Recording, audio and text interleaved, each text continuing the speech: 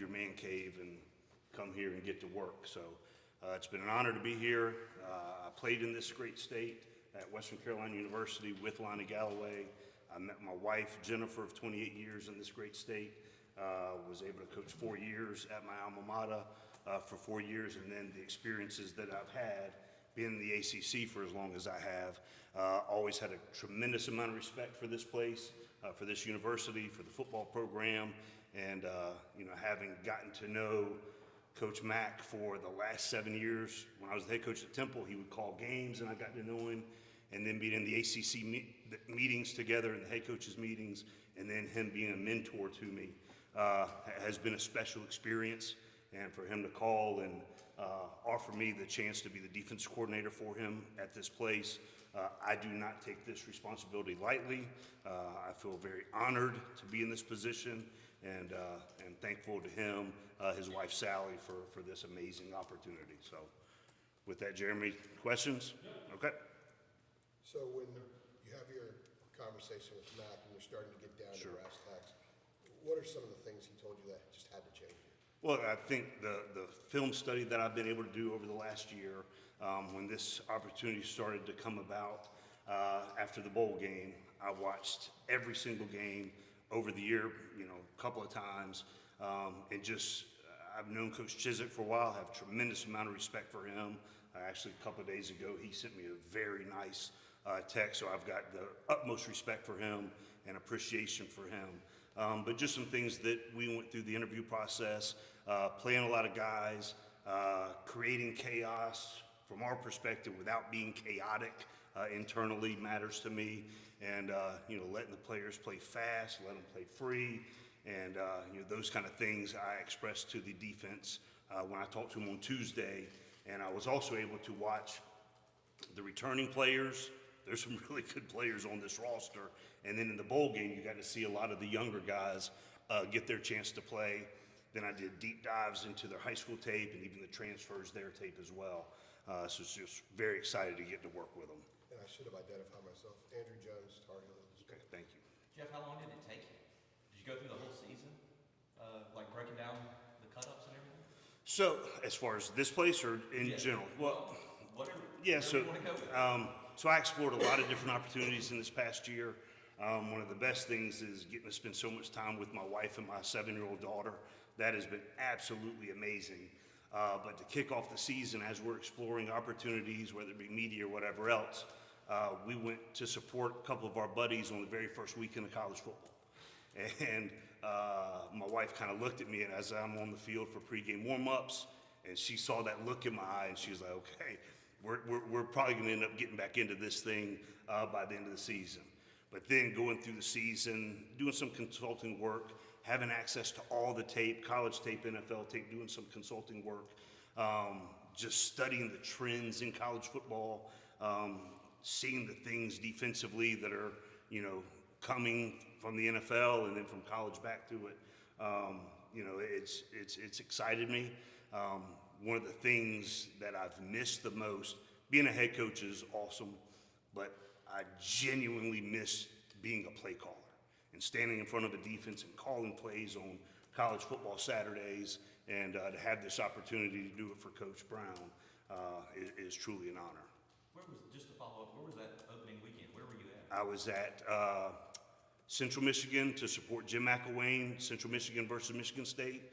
And then the next day I was in the big house seeing East Carolina play Michigan, and just being on the field for both those games. They were going pretty strong, and I kind of knew that I was gonna the media career for Jeremy was going to be short-lived, and I was going to be back on the grass and coaching when the season ended. And then just the amount of respect I have for Coach Brown, and this opportunity presented itself. No Charlton Warren. I tried to hire Charlton Warren to be a part of my defensive staff twice before. Coach Thigpen, I'd recruited against in the SEC, and always known what a tremendous recruiter is and what a tremendous person he is. Same thing with Jason Jones. Recruited against him, coached against him in a couple of Egg Bowls, Mississippi State, Ole Miss, and then gotten to know Coach Ted has been an honor. So part of the process too on the Zoom, even though I was being interviewed, I was interviewing too. Because one of the biggest pieces for me is I want to be around really good people that are in the game for the right reasons to positively impact the players, play great defense, have a collaborative effort. And on the Zoom calls, you could just feel, the sense of ownership the guys had, the pride that they had. And then I got to spend the first day out recruiting, was with Ted the entire day, and just shared philosophies, shared experiences, the way to treat people and to care about your players and to coach your players. That was great. Got to meet his wife, Amy, this weekend as well. So the people matter to me. Patrick Suttis, who's the general manager here, he and I have been close friends, I think now for 16, 17 years. And then obviously playing with Lonnie, that familiarity with him is huge too. And then Chip Lindsey, he and I go way back. He was a high school coach at Spain Park, and I followed his career. I've always thought the world of him, and him being on the staff too, all of those pieces, including it, but especially Coach Brown made this move, something we're really excited about. Patrick worked for you, correct? He did. He was with me, but we were together at Alabama, Coach Saban's first year, and then have remained close friends ever since. And then we were together for 3 years. He was my general manager there as well, and I think the world of him. Coach, Tommy Ashley from Inside Carolina, when you're watching breaking down Carolina Sure. film, and you sort of eyeball specific players, and you think about the system that you've always used, Sure. What have you seen that sort of blends with that? Yeah. What can you continue to do? What Sure. do you have to shift? Well, one of the biggest things is the terminology piece. Trying to salvage as much terminology as possibly can, and that's why having the coaches being able to translate, because it's, whether you run a 3-4, 4-3, middle field open, middle field close, the terminology is the learning curve for the guys. And I've gone in transition before where we tried to, keep a lot of the terminology, especially its techniques and fundamental things. So having that piece will be huge. But the thing that I'm excited about is the piece that you always want to make sure you have is the defensive line. And I think we've got a lot of good defensive linemen returning. And, I would be remiss to start spouting off names because I do not want to leave anybody off during the introductory. But there's some really good players that we have returning, and, excited about the new guys that are coming in as well. Hey, Geoff, Pat Walter from WRL News. What do you, when you think about the defense, what do you think when you watched all that film? Yep. Mac described you as fiery and then Sure. like to attack. So what does that look like to you with this roster that you see? Yeah, I think it's just being aggressive on early downs. One of the biggest pieces is, you want to get people into advantageous situations for the defense and creating third and longs. That's where most of the turnovers in college football happen.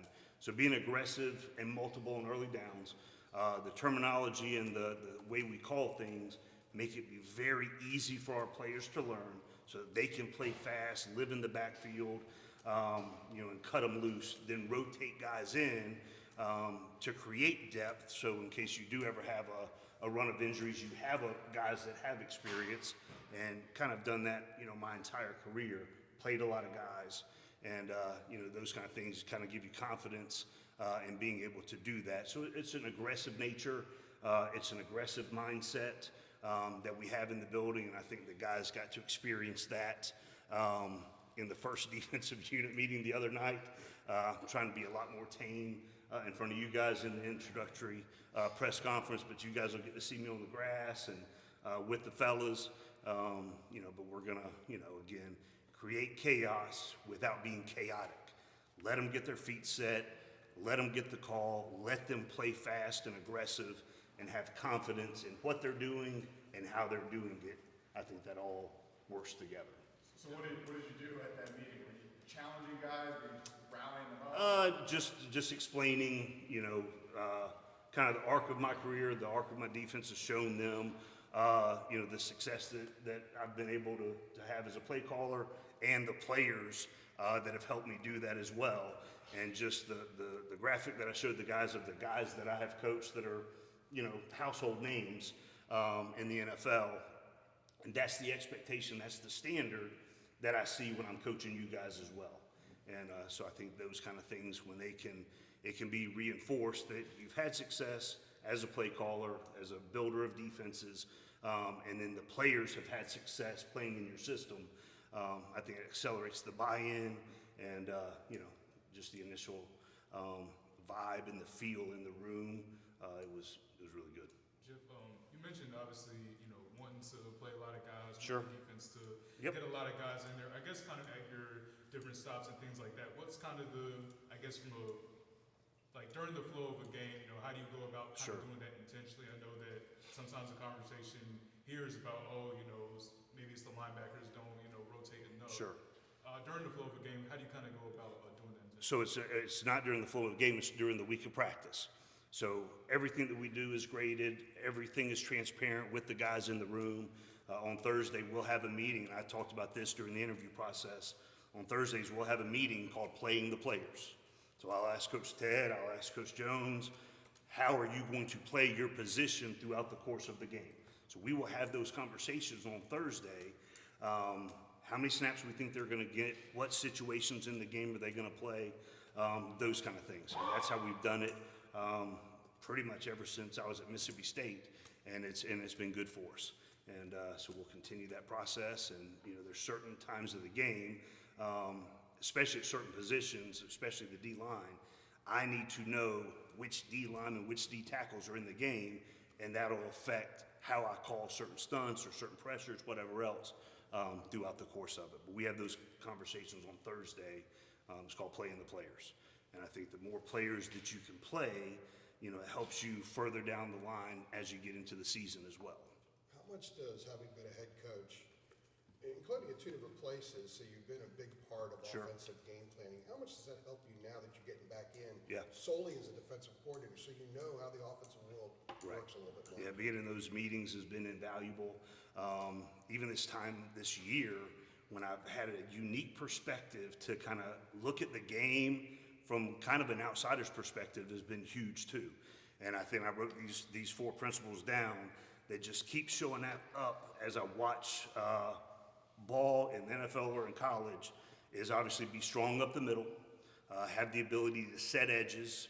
In this day and age, you cannot allow easy access throws because everything's an RPO, everything's quick, get the ball out. So denying easy access throws and then affecting the quarterback.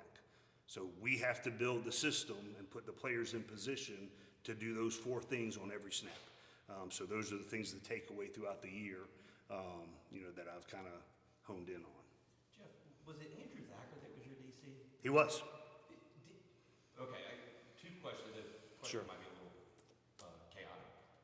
But did you call the defensive plays when you were the head coach, or was that Andrew's job? And also, when you were at Tech, just what was your opinion of the UNC teams that you played Sure. as you game plan for them? I know that was like when Jay Bateman was here. Just like, what did you all pick out? Sure. From UNC defensively that you thought you might could, exploit? Right. Andrew Thacker, tremendous young coach. He was at Furman University when I was the defense coordinator at Western. His stepfather is one of my high school coaches, so I've had a long relationship with him. The first 2 years at Temple, when I was the head coach, heavily involved with the defense. The first year at the last place, heavily involved. And then Coach Matt brought it up earlier. During COVID and the subsequent year after that, became less involved. There were other overarching things that I had to worry about as a head coach. But I think Thack does a tremendous job. But I'd say the first 3 years of a head coach was far more involved defensively than I might have been the last couple. So. And your opinion of UNC? Oh yeah. So just distinct. I think they've love Coach Brown, love the program. Obviously, Coach already talked about how explosive we've been here offensively and dynamic. And I just remember the size, and I told this to Des Evans. I still remember us being in Mercedes-Benz Stadium and him being the stand-up outside backer jack into the boundary. And I'm like, this is what our guys are supposed to look like. And now I get to coach them, so big physical defensive line, long athletic on the back end. And, but but I'm excited to get to work with these guys. Geoff, Evan, Rogers in South Carolina. Okay. You talked about studying just film and football. Yep. Obviously, it's been a while since you've just been solely defensive coordinator. When you look at how much offenses have changed and evolved, have you in a way had to maybe alter your philosophy a little bit in some ways? No, I think just the biggest piece is denying easy access on the back end is huge.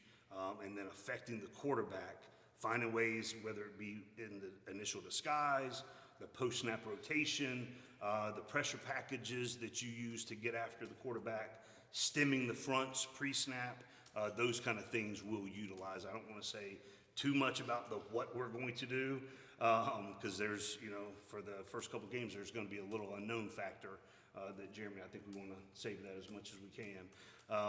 But just affecting the quarterback and not letting them have easy access throws will be a huge part of what we do. Geoff, I know you obviously have had a chance to meet with the entire defense. Have there been any, I guess maybe some of the returning veterans that you've had a chance to meet one-on-one with? Sure. You know, obviously, Power Up was kind of in that linebacker. Yep. Was kind of the Yep. lead guy there. Have there been any guys you've been able to chat Well, with? so I'll take it back even a little bit further than this isn't on defense, but the first person I called and FaceTimed was Nate McCullum. So they sent out a Teamworks to the team before they announced it to you guys, and Nate sends me an immediate text. Again, I'll save that between us. I screenshotted it, to keep it in my heart. But I FaceTimed him before I even called my mom and my in-laws. I called Nate McCullum and had a FaceTime with him. And then I don't know if it was, I'll have to check the timestamp, but Rucker, number 25, hits me up within the first 30 minutes, and we get on the phone and we talk and start having conversations. He's come in and watched film, Powers come in and watched film, long conversations with them. Obviously, us getting on the road, recruiting, throws a little, wrench in there, but we will continue to build those relationships. But, those two guys were the first ones. And then two, they jump off of the tape. When you turn that thing on, 25 and 23, really good players. And then was there a particular message you kind of had for them, kind of the fact that they are veterans and anything like that? Like in the conversations you had, like was there, I guess, kind of a particular message you had? Yeah, just the expectation that we have, the standard that we have philosophically on defense, the leadership positions that they're already in within the organization, but also the things that we need them to do, with the guys moving forward and the work ethic and all those kind of things, empowering them to make sure they step up and, set the standard, uphold the standard, and those kind of things. On the recruiting side, Yep. guys want to get their, quote unquote, their players in. What does that mean for Geoff Collins as far as when you're out on the trail looking for certain Sure. types that fit your style? Yeah, and again, that relationship that I have with Patrick Suddas, it is huge. He knows the types of guys that we want in the program. And then Coach Brown is one of the best recruiters in the history of college football. And, so just long, athletic guys that go out there and make plays and fly around. And I think one of the biggest things, too, is building the defense around the players that you have. Because if you watch the defenses that we had at Temple or the defenses that we had at Florida or the defenses that we had at Mississippi State, schematically, they all were not the same. But it was based on the players that we had in the system and what we could do, with those guys. And it'll be the same process that we'll go here. I've got all the defensive coaches and the recruiting staff, regardless of position, just rank the players 1 through 25. However you view that. And then the challenge for me will be based on whether it's 11 personnel or 12 personnel, nickel, base, whatever, is putting the best players out there on the field to affect the game. So we'll go through that process over the next 3 to 4 weeks, just building the system around the players, but just the philosophy of creating chaos, creating mayhem, getting sacks, tackles for loss, PBUs, creating turnovers, those kind of things will filter into all of those schematic decisions. Geoff, is it a 4-2-5 base? Yes. But if you look at what we did at Mississippi State and at Temple, It was a lot more overhang, sandbacker, nickel. When we were at Florida, it was a more middle field closed, man-free type of nickel. So it just depends on, the guys that we have, and we're able to be multiple throughout, but as long as the overarching principles are in place, we'll be good. And how close maybe were you to taking another job? It sounds like per Matt that you were hitting you up a lot. Like, Yeah. How close did you think about some of that? There were some things, but I'll keep those. I am so happy to be here. One of the biggest things too is the self-reflection piece, and the things that I was looking for. And a lot is the development of me as a coach. And you get to work for somebody who's the 7th all-time winningest coach in college football. See that as a growth opportunity as well, to learn from somebody like Coach Brown, was very attractive to me as well. Geoff, Art Chansky, Chapel and Media Group. Yes, sir. Building depth has always been a problem. Okay. Especially toward the end of the season. I'd say about the ACC, most ACC schools have good players, not enough of them. Okay. So after Minnesota, you get 3 games that you should win. What's the balance between getting guys who may not be ready into those games so they could be ready as the season Well, I goes think, on versus sure, and I think Coach Mack talked about it, is we have so many guys that are here right now, that are part of this new wave of players. So, it's 15 practices in spring ball, getting to do the extra work that the NCAA has allowed us to do in the offseason with those guys to get them ready to play. And then, preseason camp, all those kind of things, just the experiences of playing a lot of guys, having the way we term things in a simple, packaged manner, so they can digest it and then go out there and play fast. I think that helps young players. When you have a lot of verbiage, a lot of different terms that aren't built in families, I think that is harder for young guys especially to learn. But the way we package things is set so they can play fast, get on the field early, and go out there and make plays and play free. will you play guys who normally you wouldn't play because they're not ready early in the season to try and get them ready? They have to be ready, to step on the field. We got a brand and a program that we've got to play really good defense for, but it's our job as coaches to get them ready, so they can go out there and play at a high level. You guys good? Great. All righty. Appreciate it, guys. We'll bring up Coach Monachino. Good way. We're back taking notes. Thank you, Geoff. Good talking to you, man. We'll get him